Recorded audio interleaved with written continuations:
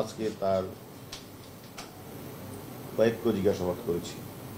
বিষয়টা হচ্ছে, ডাক্তারও কালকে বলেছে যে তার নামে যে সার্টিফিকেট দিত বা সার্টিফিকেটে সিল এবং স্বাক্ষর দিতেন, সে তার কোনটাই জানতেন না। ওরা ডেথ সার্টিফিকেট ইস্যু। আর মাসে তাকে একবার নিয়ে আসতো, আইসা তো সে তাকে ঘুরাই দিত, সেই হিসাবে তাকে 12,000 টাকা দিত।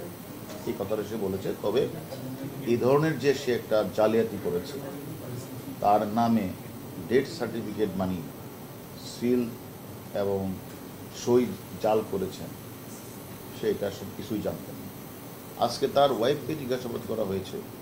তার ওয়াইফ যেটা বললেন যে তার স্বামী যে এ ধরনের ন্যাক্কারজনক অপরাধগুলি ঘটনা ঘটিয়েছে, এই যে টর্চার সেলে নিয়ে যেভাবে তাকে আমরা ছবি দেখিয়েছি, পিটানোর দৃশ্যটা, এইটা আসলে একজন অনাথ, অসহায়, বাক প্রতিবন্ধী, মানসিক ভারসাম্যহীন মানুষগুলিকে এভাবে পিটানো মোটেও ঠিক হয় নাই।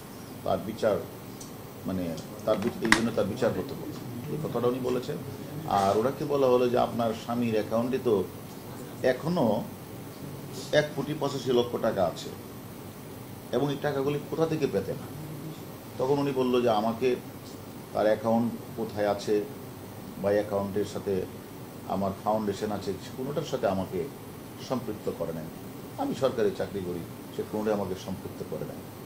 অর্থাৎ এবং সে এটাও তাকে আমি বললাম যে এই যে কোনো ডাক্তার এতগুলি রোগী ধরলেন, রোগী বললাম যে তারা বাক প্রতিবন্ধী, তারা বৃদ্ধ, তারা প্যারালাইজড, এই মানুষগুলি এখানে যে থাকে তাদের তো প্রায়শই ডাক্তারের প্রয়োজন হয়। সে যে কোথাও কোনোদিন ডাক্তারের কাছে নিত না, সে সম্পর্কে তো আপনি তো একজন নার্স, আপনাদের তাকে জামাইকে বলতে পারতেন। সে বলছে আমি তাকে বললেও তো সে আমার শুনত না। এইভাবে আমরা মিল্টন সমদ্দারকে আমরা জিজ্ঞাসাবাদ করছি। জিজ্ঞাসাবাদে আসলে ভয়াবহ লোমহর্ষক সব ঘটনা বেরিয়ে আসছে তার কাছ থেকে। এবং যে ছেলেটা ওই উজিরপুর থেকে বাবাকে পিটিয়ে ঢাকায় এসে ওষুধের দোকান থেকে চুরি করে, তারপরে সেখানে এসে হঠাৎ করে তিনি সেখানে একটা বৃদ্ধাশ্রম, অর্থাৎ অসহায়, গরিব, শিশু, বৃদ্ধ, প্যারালাইজ, বাক প্রতিবন্ধীহীন, তারপরে এলো মানসিক ভারসাম্য মানুষগুলিকে সে বিভিন্ন জায়গা থেকে কালেকশন করে সেটা দেখিয়ে তিনি তার যে ফেসবুকে ফলোয়ারদের মাধ্যমে সে টাকা ইনকাম করতেন, বা টাকাগুলি সে খরচ করতেন না। অন্যদিকে ওই গরিব অসহায় মানুষগুলি যে চিকিৎসার জন্য অনেক সময় অপারেশনের প্রয়োজন হতো, হয়তো পচন ধরেছে হাতেও, সে হাতও কেটে ফেলতো, আঙ্গুল কেটে ফেলতো, ব্লেড দিয়ে সে কেটে ফেলতো, এই যে রক্ত বের হতো এবং সে শেখা এবং এই যে ব্লেড ছুরি দিয়ে কাটাছেঁড়া রোগীরা কষ্ট পেত, আর্তনাদ করত, এই মাদকাসক্ত মিল্টন পৈশাচিক আনন্দ উপভোগ করতেন। এবং সে একরকম সাইকোপ্যাথিক মানুষ, একটা মানুষ, সে কিভাবে মানবতার ফিরিওয়ালা হলেন আমাদের বোধগম্য নয়। এবং সে কিন্তু স্বীকার করেছেন তার অপারেশন থিয়েটারে ছুরি আছে, ব্লেড আছে, এগুলো আমরা উদ্ধার করেছি, এগুলো দিয়ে সে নিজেও স্বীকার করেছেন। এবং টর্চার সেলে যে সে মানুষগুলিকে যে পিঠাতেন, সে তাদেরকে বানর অভিহিত করতেন এবং তাদেরকে পিটিয়ে সে নিস্তেজ করতেন। এইগুলি আসলে শুনতেও খারাপ লাগে যে মিল্টন সমদ্দার তার এই যে একদিকে বানর, আবার অন্যদিকে তাদেরকে নিস্তেজ করতেন। বাট তারা স্বাভাবিক কারণেই এই অটিজম বাচ্চা বা মানসিক ভারসাম্য মানুষগুলি, অসহায় মানুষগুলি অনেক সময় হয়তো বা আইন শৃঙ্খলা না থাকারই কথা, তারা হইচি করলেই সে তাদেরকে পিঠাতেন। আমার কথাটা হলো, যে দেশে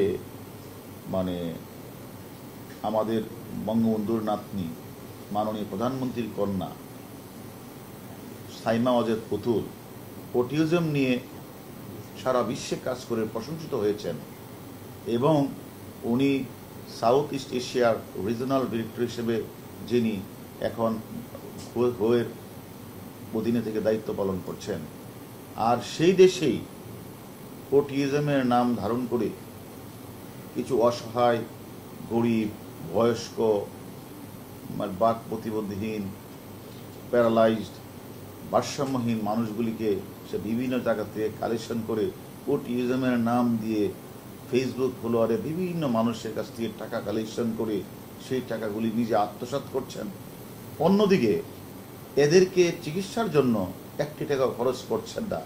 এটা একটা ভয়াবহ অপরাধ এবং আমি বলি এদের উল্টো তাদেরকে টর্চারের পরিমাণটা তিনি বেড়ে দিয়েছেন। আরেকটি কথা যে কথাটা স্বীকার করেছেন, সে নিজেই যে ডেথ সার্টিফিকেট তো বানাতেনি, তাহলে যে 900 লোকের কথা সে বললেন, 900 লোকের রাতের অন্ধকারে জানাজাবিহীন তাদেরকে সে যে কবরের কথা বললেন, এই যে একটা অপরাধ, যে এই জিনিস লোকগুলি কারা, তাদের তো খোঁজখবর না, তাদের তো আত্মীয় স্বজন আছে, একটু খোঁজখবর না দেওয়া, থানার মধ্যে জিডি না করা, হাসপাতালগুলিতে প্রেরণ না করে এই যে নিজের ইচ্ছা মতো এই যে ভয়াবহ যে অপরাধগুলি উনি করেছেন, আমি মনে করি এগুলি আমাদেরকে খোঁজ নিতে হবে এবং তাকে জবাবদিহিতা করতে হবে যে লাশগুলি কোথায় গেলেন।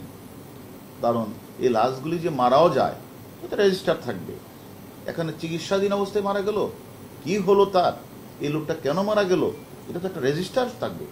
সেই রেজিস্টারে তো তার অন্তত থাকার কথা হিসাবটা, যে এই লোকটার বাড়ি কোথায়, তার আত্মীয় স্বজনকে জানানো। সে উল্টা যে মানুষগুলি অসহায় কোনো বাচ্চা বা কোনো শিশুকে নিয়ে দিয়ে আসতো, এই লোকটা যখন কখনো জানতে চাইতো যে আমি যে বাচ্চাটা দিয়ে গিয়েছিলাম কোথায়, উল্টা ওই লোকটাকে টর্চার সেলে পিটাতো, আর যেন কোনোদিন কেউ সেখানে কারো খোঁজ খবর না নিতে পারে। আমাদের তদন্ত চলছে, আরও জিজ্ঞাসাবাদ করা হবে।